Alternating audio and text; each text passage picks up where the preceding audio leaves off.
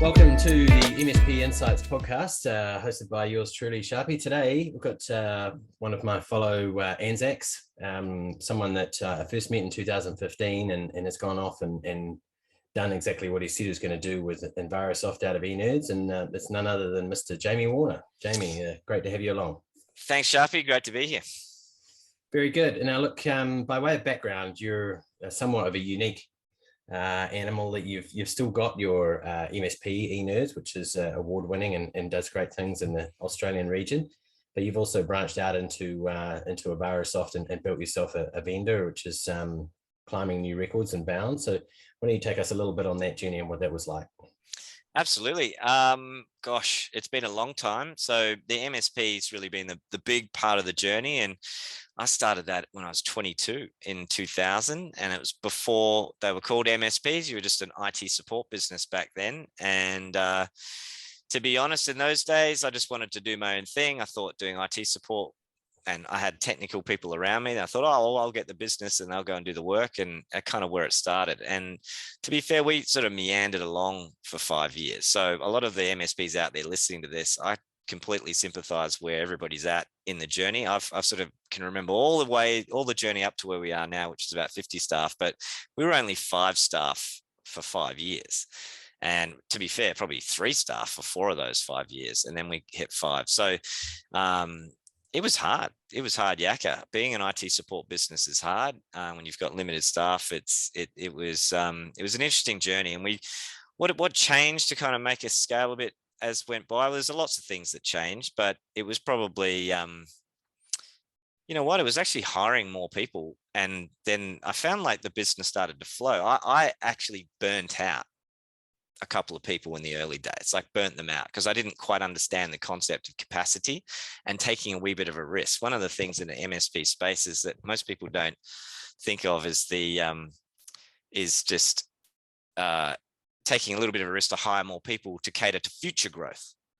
What a lot of people want to do is get the growth, then hire the people. But in fact, because it's a sort of a low risk mindset, oh, I'm charging monthly fee and oh, I better not, but it's you sort of lose the entrepreneurial thing. Anyway, so a big journey. It's been 22 years. We just celebrated our 21st anniversary. So feeling pretty good about that. And it's quite a mature MSP now. We're sort of scaled to, as I say, 50 people and we're still SMB. So and we've done that with no acquisition. But it did take 22 years. So, and then of course, along the journey, we invented a whole bunch of things. Inside our MSP, one of those was our customer experience tech. And that's what got launched into the Envarosoft side of things. So, but still living and breathing the MSP game quite a lot.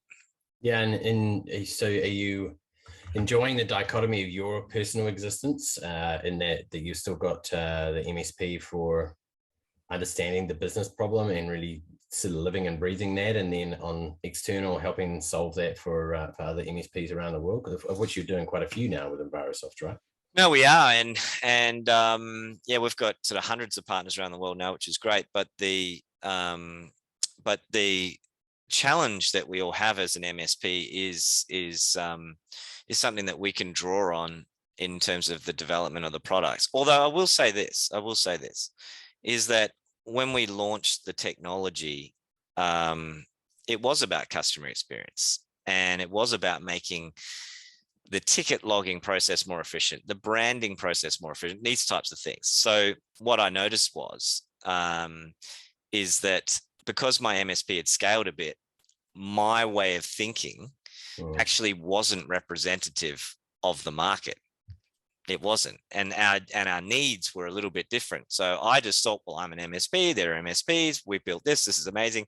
And it wasn't until we got to market and started listening to some of the needs of the smaller, which is the majority, 80% of MSPs are 3 million and below in revenue, 60% are 1 million and below. I'll always remember that stat. It's quite fascinating.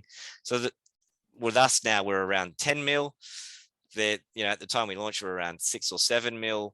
We were still 6 or 7 times bigger than most MSPs. So there was a wee bit of a disconnect there in terms of challenges and needs. It just is what it is. So the involvement of the product has been a combination, I would say, of market and listening to the needs of the MSPs, and then also being able to practice a lot of the stuff that we're bringing to market in our own business, which is great. So if we break that down with based on your knowledge and mine for the listeners is let's assuming that we've got more than two, just you and me listening for 1 second. We've got probably 0 to 10 people, then 10 to 30, and then 30 to onwards, or 50 or thereabouts, right? So base 2 was the one that we sold. I think it peaked at 40 people and similar revenue, albeit in Kiwi pesos, so 10 mil.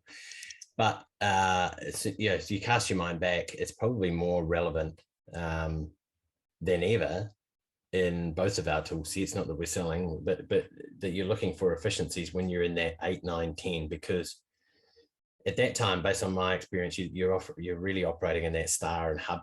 Everyone's reporting into the central guy. So it might have been all Jamie, everyone's reporting into him. It's only one Jamie, and you've got to find better ways and more efficient ways of doing things. It becomes more relevant maybe as you get to the next level of complexity, that maybe your customers are asking more of you because they're more mature, you're more mature. That type of starts to evolve and change, doesn't it? But oh, absolutely. I think it's important that we acknowledge that because our MSPs were larger, we're still very much aware of the fact that the majority of the MSP world is 15 people and less. Well, I completely agree. But I think that I wish I had a lot of these tools that were out there back in those days, to be fair. Like I was scrambling around, ConnectWise and Autotask were barely there in the early 2000s. And so what were you using for essentially a PSA? I was using sales CRMs like Goldmine and things like that to run your MSP, because there really wasn't anything out there. Ticketing systems, I remember getting quoted 80 grand, and it was just my brother and I at the time, and I'm like, hang on, like, what are you talking about? I'm going to spend 80 grand on a ticketing system. So, and your Zendesk and all these sort of products weren't there. So I think these days the operational maturity, because of the tool sets that are out there that are all relatively affordable to a degree, doesn't have to be afforded to the medium to large size MSPs, like a smaller MSP that's keen to kind of get going. The thing is, though, a lot of it tends to be a lot of the tool sets of which they tend to be more the technical side that an MSP owner will think about. So it's like, got to get my RMM, got to get all the security stuff, and they'll think about stack in the sense of, because stack gets blurred. Stack can be the stack you're selling to customers, or your stack, like what are you going to use to run your business, and most of it tends to be around very much PSA RMM documentation. There's kind of maybe pillars, and then it sort of drops off a bit there where they'll just use bits and bobs. And the things that get dropped off are sales, contracts, these sorts of things, customer experience. They're seen as things that are like, oh, maybe. But in my mind, I'm like, that's crazy, because what's the number one complaint, first off, of every MSP out there is sales. Yet, when you want to do something about it, they don't kind of think about it as part of stack. Even having the concept of a playbook, which is your sales playbook of like, how's your support proposal going to look like? Most people, for example, will only focus when they talk about their go-to-market. They'll only talk about the pricing and packaging. I need to get my pricing and packaging right. I'm like, how about you get your support proposal right? And like, what do you say? Page 1, 2, 3. How do you present your services? So it's these sorts of things. So I think there needs to be, and if we use this vehicle and this sort of podcast to kind of G people up in our language, it is thinking about some of the stack that you can use around sales, around customer experience. We always say to people, are we not just customer service businesses in technology as an MSP? Like, we're not technology businesses. So if that's the case, wouldn't it stand to reason that if you're a customer service business, you spend a little more energy thinking about customer service? So I think at a smaller size, you can still get your stack right. You just got to think about other things other than the stuff that you read on Reddit over and over again at nauseam. What do you think?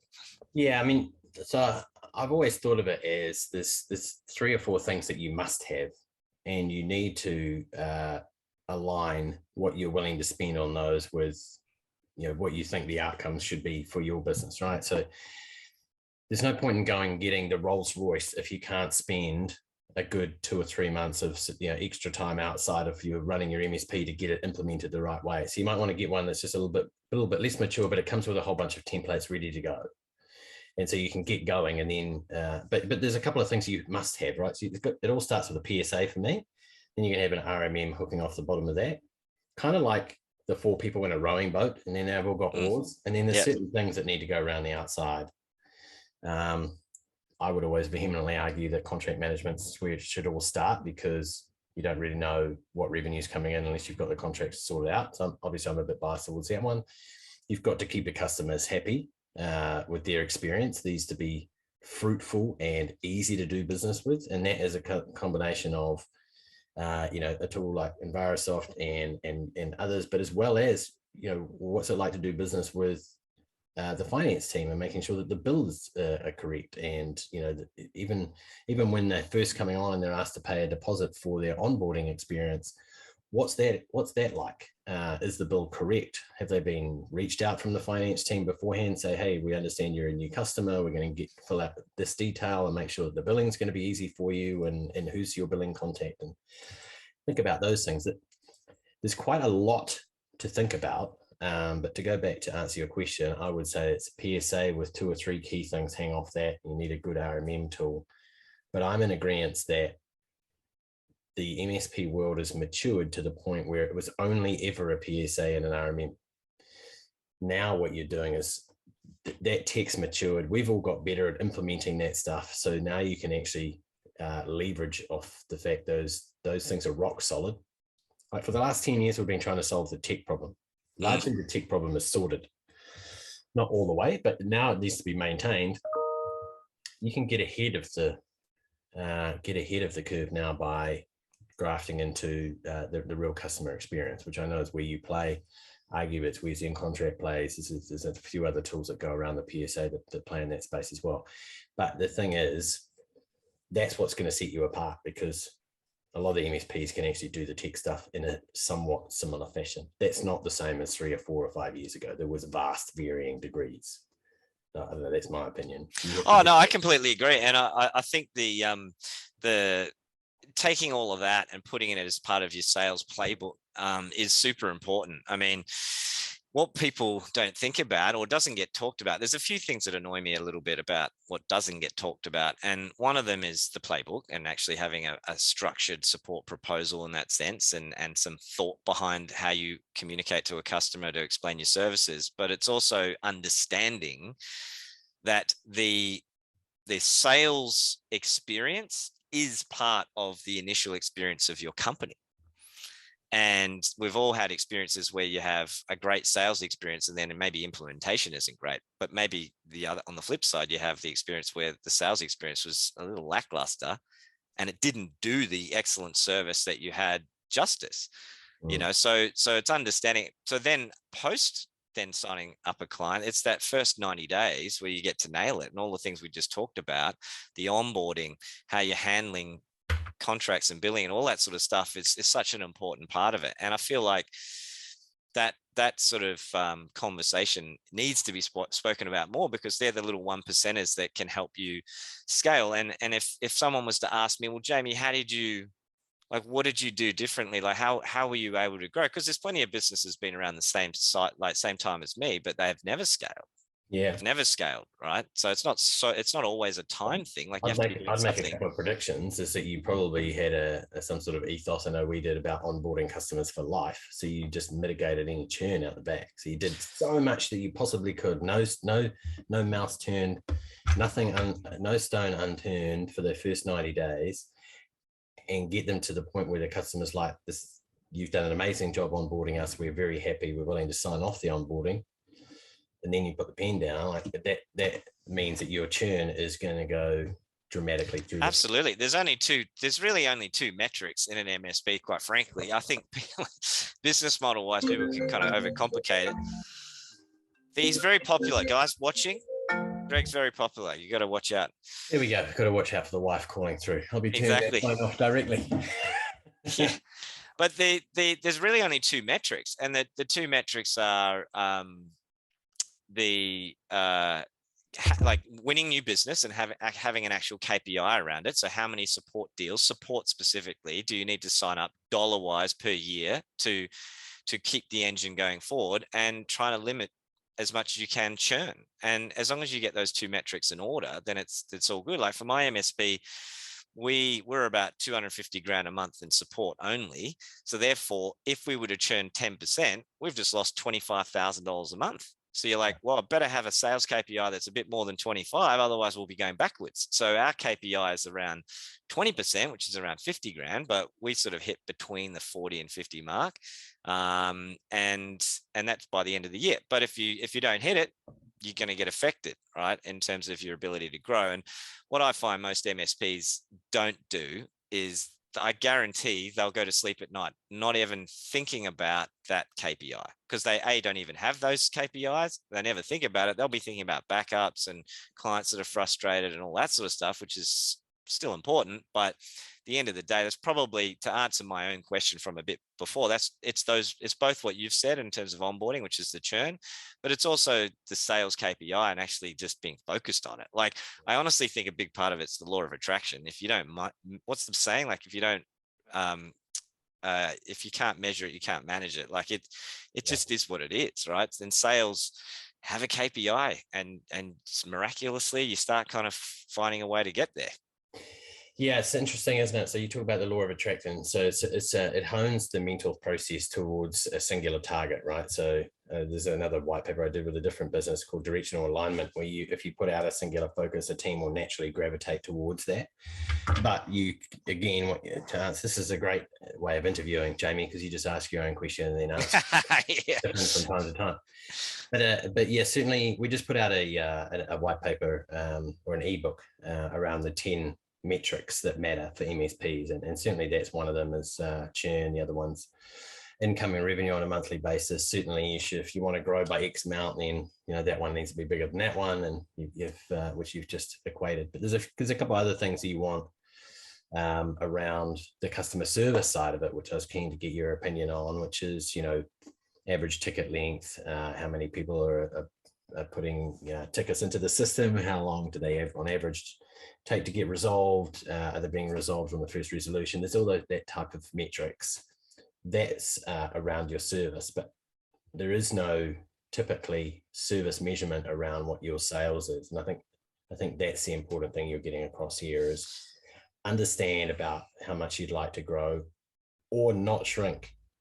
Well, yeah, and that's the thing. Like, I honestly think you're either going forward or backwards, to be honest. Like, I can't see how you can easily just stay in the middle. Like, no, I like the size of mat, I'll just try and meander along and stay there. It's kind of like, well, it's very dangerous, because you can have unexpected churn. And, I've met many MSPs over these last few years, and some of them will, dig heels and say, I don't have churn. And then I'll say, but how many clients have you got? And they'll say, well, 10.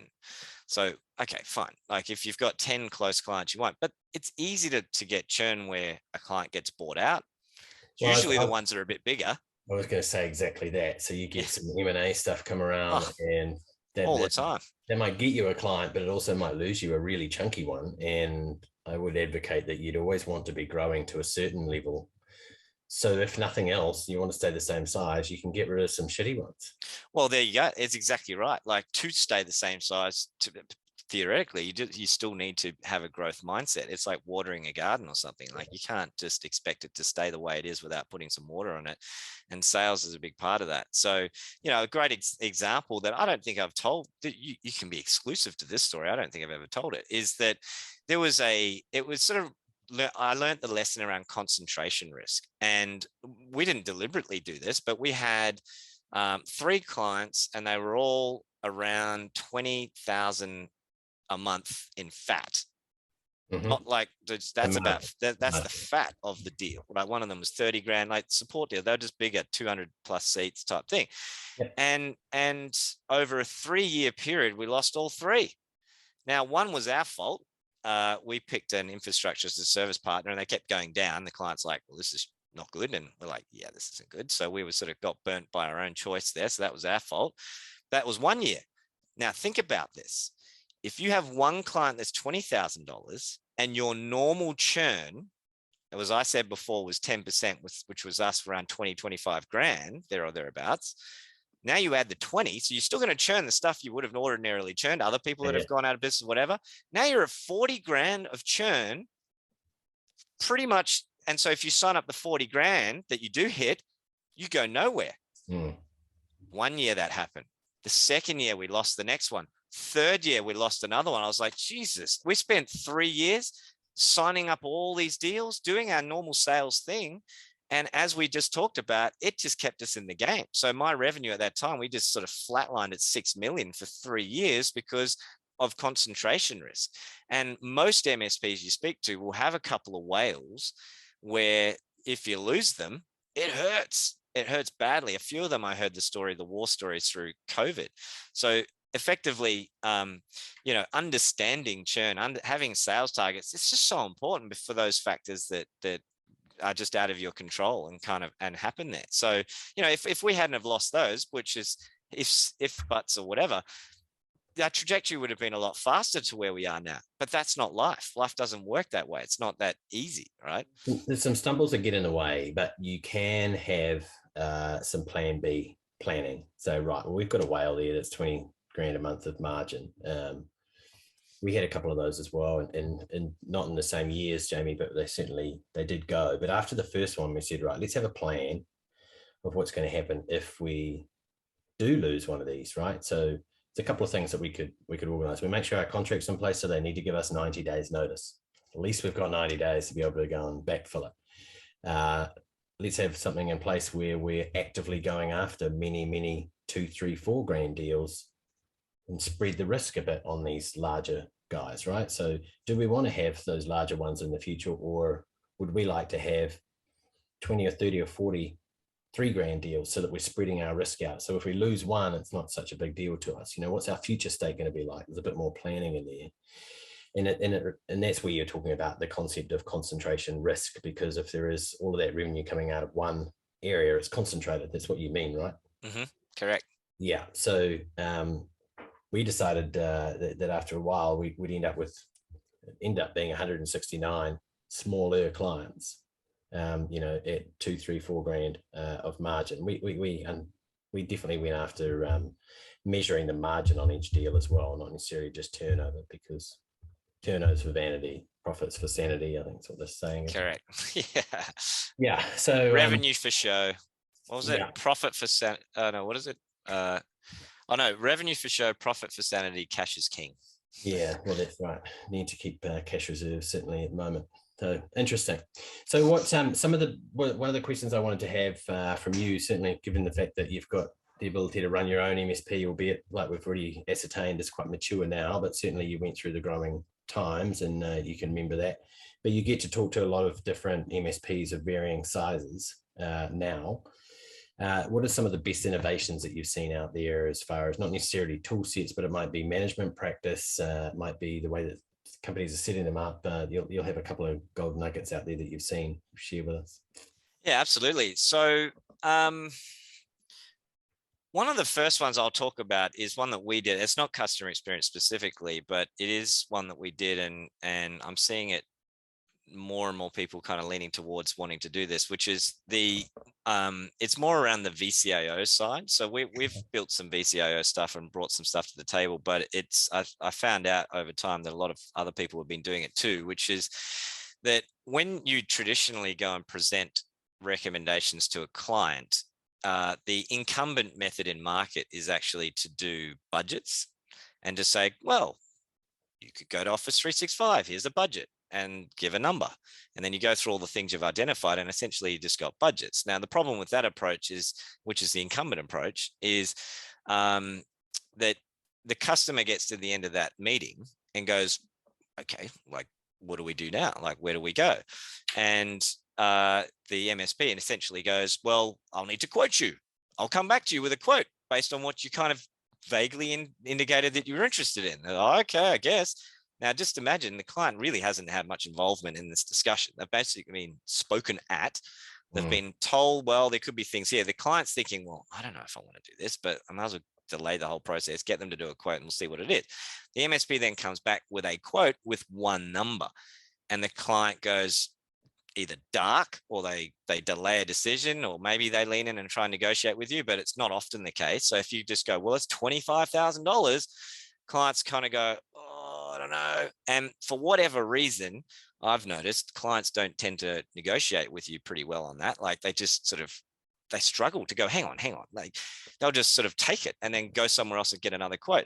So what I've seen out there is this approach where when you're presenting recommendations, it's a good, better, best approach. So you say, okay, well, here are the problems. Here's the solution. You need to do something about files and folders. Well, we could put another on-premises server in.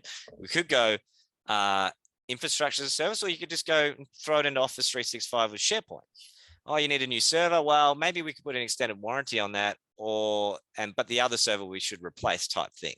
And then they sort of start to select what they want to do. So essentially what you're doing is you're getting them to build their own solution, and then the quote is seen as is really the way in which you get the sign off on it. So it's not you don't use the quote to try and negotiate what they want. They've already been involved in the process of ascertaining their buying decisions, right? You've given them options, and so they've chosen some options. So therefore they've almost self-mitigated the requirement to go and get other parties to quote on similar services. Absolutely. Yeah. Which is, and I know you're a big proponent of it, and I'm sure you use it at eNerds, but the good, better, best sales side of things, you give some bundles there and make the better or bundle, quite a bit more expensive than the mid one, and those things that you can get. I know Nigel Moore talks about it in his pricing book. And absolutely. Yeah, look, first two prices should be close together. The third is an anchor. It's really just there to contextualize the other two and cater to a Rolls-Royce buyer, of which there aren't that many in SMB, unfortunately. Yeah. So yeah, like that process is gold. It works really well. And I guess, adding my salt to what's going on out there is that a lot of MSPs will go, I need to grow. I'm like, okay, well, we've talked about new business just before, but there's also the procurement side. So it's the harvesting side of your clients. And it's almost like sales is a dirty word, or at least there's this perception that perhaps you might, by looking at it that way across your client base, it's a bit like you're selling them things that they don't need. But that's crazy, because and this is the sort of stuff we want to build into sort of some dashboarding around our platform, but anyone could do this. You go away and actually get an Excel spreadsheet and put your clients down the left-hand side. So you talked about 170 clients. If you put them down the left-hand side and then arbitrarily went, all right, what does each one need there or thereabouts? And just kind of wrote bullet points exactly, like, maybe an Office 365 upgrade and maybe a new UPS, a firewall. I don't know. That's about 15 grand, 20 grand, whatever. You could just, it's obviously not going to be 100% accurate, but it might be like 80% accurate. It's like kind of a thumb in the air. You know what prices are for things, so it should be reasonably accurate. You get down the bottom of it, it's monstrous. And I would challenge most MSPs that if you did that, it'd be at least 10 grand. Doesn't matter what currency, 10 grand per client if you factor in desktops, laptops. So if you have 50 clients, that's 500 grand. If you've got 100 clients, there's $1 million. And so what most MSPs are doing is, they don't do that exercise. So therefore, they don't even know they have a pipeline. So it's all reactive. And therefore, they may actually, I've actually contend that most people will actually sell those clients the stuff they need. It's that they'll do it over 3 years, maybe even 4 years, whereas MSPs that understand this will target all those clients and have all those meaningful conversations and concertina, like squeeze that sales into a shortened period of time. So sales compression. And that leads to growth. Sales compression, just that concept. Absolutely. But I would urge that the MSP that's sitting listening to this going, oh, that's for the more mature MSPs. I don't want to sit in front of my clients and have those sales conversations where I feel like I'm just got my hand out the whole time. I'd urge them to flip their thinking and go, someone else is already having those conversations. It is already doing the buying for those things. It's not like they don't have laptops or a UPS in their office. Someone else is already supplying it to them. They would much rather get it from you because you're looking after it and it's from a single place. And it's, so once you get a head around the fact that you're actually doing them a favor by saying, would you like me to supply your laptops? Because, you know, I can look after them, and they're already on a support thing, and we get good buying rights and blah, blah, blah. You're doing them a favor. So between that and the UPS and the extra security that they might need, you're 100% right. If you were already, let's say you need to supply them 8 things. So there's your 170 clients, and there's your 8 things across the top. We used to call it a white space document. Which things are we currently supplying them? That's got a tick in it. Which things do we not supplying them? That's obviously white space, because there's nothing there. And if you actually did that with all of your customers, it would take you an hour of work, right? It would actually, you know, you could do it on one Sunday, sit down and think, and you'd identify, like you said, if not 100,000, then hundreds of thousands of potential dollars. Now, you don't have to go and hit all of those clients with all of them, but it gives you a very easy place to start with client A saying, hey, I did this exercise. I understand that you have got laptops here, but they're going to need to be renewed. If we're already looking after them and supplying the service, it would be a lot more streamlined than you buying them and then us setting them all up. We could actually do it all in one. You will be saving and doing them a favor. You'll actually be providing them more better service. You'll have more integration into that client, which is going to reduce your churn. You'll get more revenue from them, so you can probably afford to get an account manager across 20 of those clients who does this work for you, and you end up with a much deeper penetration into those clients. And that is literally the difference between sort of a $2 and $3 million MSP and then 4 and 5. So if people kind of go, oh, like if you break it up mindset wise in that regard, I actually don't think there's much difference in terms of structure of a $2 and $4 or $5 million MSP. It's just slightly more sophistication around that process, and that's it. And quite frankly, it doesn't feel much different once you get this sort of methodology going. I honestly haven't really felt a lot of difference between a 3 million MSP and where we are now at 10. Like all it is this, you've got a few more people in service there, a few more account managers, but the structure is the same. The philosophy is the same. Everything's the same.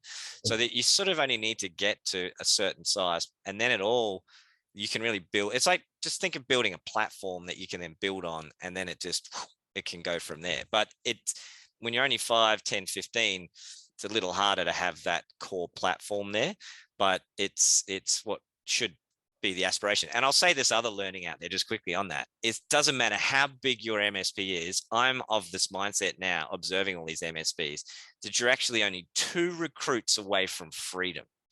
So you can have a job that you love, and that is a completely valid way of looking at running your own business, or you can treat it like an asset, so that you, as opposed to being in it and being around you kind of have it over there that you look at metaphorically and go, wow, look at that asset over there.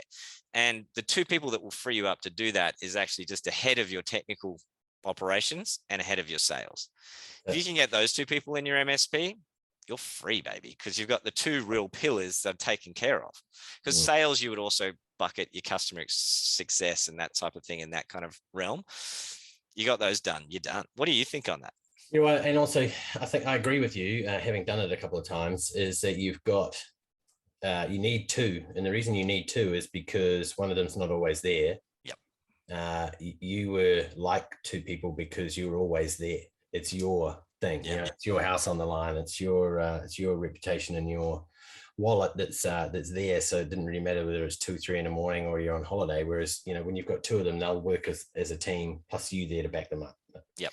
But yes, I totally agree. Head of sales, head of technical, and then you've got the ability to, if it's your wish, to work on the business, and then growth really starts to accelerate. But that's around, for me anyway, that was around the sort of 12, 13 people.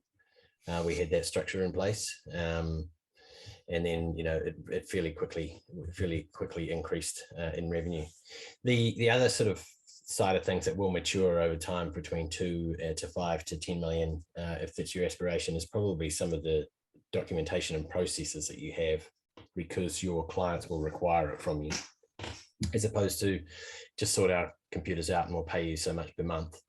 There'll be, like you talked about before, Jamie, there'll be some of those more CIO type engagements where your tech's now solid, but you're looking to lead them down a path because it will get them better business outcomes. Some of those discussions become a little bit more mature, but you can capitalize on that by just having that framework. that we talked about earlier on. Yeah, I completely agree. I think it can be a bit fuzzy in that area of what you do to frame a lot of those conversations and guide people down there. So if you can get that type of documentation and contracts and all those sorts of things sorted out, like those it makes it so much easier to manage those relationships, especially the clients that are growing fast and are driving more from, like wanting more from you, your A clients in that sense. Yeah, you might not necessarily have to be that person either, because if you go and hire a head of technical, they can go and do those CIO talks as long as you give them a structure and a framework and what the end result needs to look like. Absolutely. And a lot of tools out there, such as yours, will provide that sort of structure and framework. So. Yeah, it does. And I will say this last comment on that is that a lot of people think that the VCIO process, because you've sort of mentioned it just then, is, I've said this a few times. I said, do you think it is to be managed by a technical person? So is it is it an operational thing, or is it a sales function in your business? An operational function or a sales function? And every time I ask that question, and for those listening to this, think about what the answer might be. I would say 80% would say it's operational. And that's where I'm like, is it like, if there's a dollar attached to it, wouldn't it be sales? I mean, because here's the problem when you have someone operationally doing it, which I experienced. This is a problem I had in my MSP. I was always salesy, but my brother was always technical. So I'd do new business and he'd go out and talk to people about their upgrade opportunities. So he'd do these amazing quotes and amazing like reports or whatever. He'd go and present it, and then he'd just vanish. That in his mind, job done. Yeah. I told them what they need. If they want it, come back and get it. Like, job done. But I'm sorry, that's just not how it works. Like and that was my mistake. Like, and I was happy with that. We were sort of meandering along. That was part of why we sort of meandered for a while. You've got to like at least get the customer to make a buying decision. Some of the stuff they may be burning. Like it could cause some structural damage to their business if they don't replace something. Yeah. So it's not just about sales, but but non-salesy people won't chase a pipeline. They won't chase a customer to sign off on something. So I just wanted to challenge those listening about that. I'll go. Can't throw a very technical person into VCIO process and expect you to sell anything. It won't happen because it's not the way they think. No, I agree. So I would temper that it needs to be facilitated by a salesperson. Bring in the technical only when needed. Correct. Charge for the time, because that's the offset for the salesperson who's probably not going to charge for the time. So charge for the technical time to do that, and then grade things up into, this is a must-have and it needs to be done by Friday, otherwise you're going to go down. And then these are the things that we can discuss over the next 2 weeks, and these are the things that can be over the next sort of 6 weeks. Correct. And use a red, amber, the traffic light system. Absolutely. Famous in New Zealand. That's now we have to measure our COVID sort of scenario. So we're quite familiar with the COVID. But yeah, reds don't give them any time to think about it. It's just like, almost get them to sign a statement and say, if you say no to this, then the risk is on you. But it's a must have. And then these ones, put timeframes around it. We need to discuss these in the next 2 weeks. These amber ones, and then these ones we've got a bit more time, maybe between now and the next meeting that we have.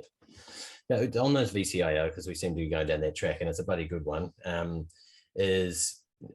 what are the recommendations on how often you'd have those meetings? And we used to have them quarterly. So yeah, and you know what? I remember you on stage, and I copied some of the stuff you did all those days, all those years ago, Greg. And 2015, Jamie, 2015. Yeah, it was a long time ago, and I was like, shit, this dude knows what he's talking about.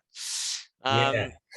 And so we included some of that road mapping stuff, which has found its way to a degree into the Invarosoft platform, like partly of what you've talked about and what others were doing in the market. But look,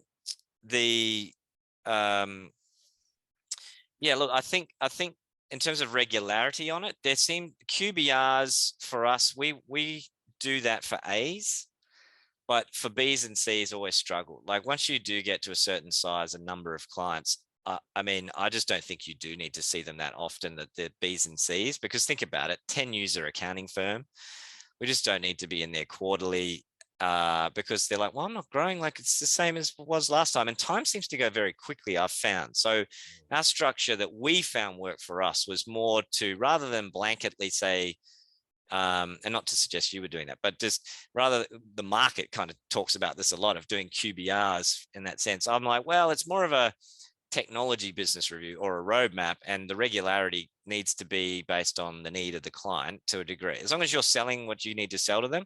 So a lot of C clients, in my view, is probably once a year, and Bs you'd probably do a couple of times a year, and then your As, yeah, you may be in there, maybe even monthly, quite frankly, but at a strategic level, the very least quarterly. So in your A's, you would be charging a monthly fee for facilitating the service. We have a line item which probably could be more, to be fair. Like, I don't know if we charge a lot. And just remember, like, even though my MSP's got to my size, there is, I guarantee, a million things we could do better and add in there. And quite frankly, listening to you, I don't know if we've sold the time that our senior guys spend on accounts as much as we could, quite frankly. So we have an advisory line item, but it's only a couple of $100. If a VCIO is doing a lot of work, we'd sell a lot of support packs or their VCIO time in that sense, and then we just take the time off. We found that works quite well. You could do a monthly fee. But yeah, I mean, for example, we don't charge for onboardings. Right. So isn't it interesting? Well, yeah, there's a whole theory around that as to whether it's beneficial or not. I always subscribe to the fact that we did, because then you could sort of gauge how interested they are as a new customer to actually engage with your service and get high level of engagement. So you're kind of rounding out whether they're going to be an A or a B client relatively early on. And it would definitely be an item that we're willing to discount or to spread over the course of, the first 12 months of fees or something, like, just to make it sort of easy for them to assimilate. But typically, as you went into the slightly larger customer, 20, 30, 40 seats, the onboarding fee, as long as it wasn't ridiculous, wouldn't be a problem. But yeah, I don't think it is, but that's probably wasted money for us, right? Like, off the table, potentially. There's no real, I haven't put a lot of psychological effort into that one, but yeah, there you go. It's a whole other podcast, Jamie. Exactly. Okay, thank you so much for spending your time and talking about what do we get into? So VCIO, various people, elements of the stack, your MSP journey, what it's like to have a foot in both camps with being a vendor and an MSP, and your insights, albeit that we met in 2015, we've certainly seen each other grow and change along the way. And I appreciate you spending the time with on this podcast. So thanks very much. Thanks, Sharpie. I really appreciate it.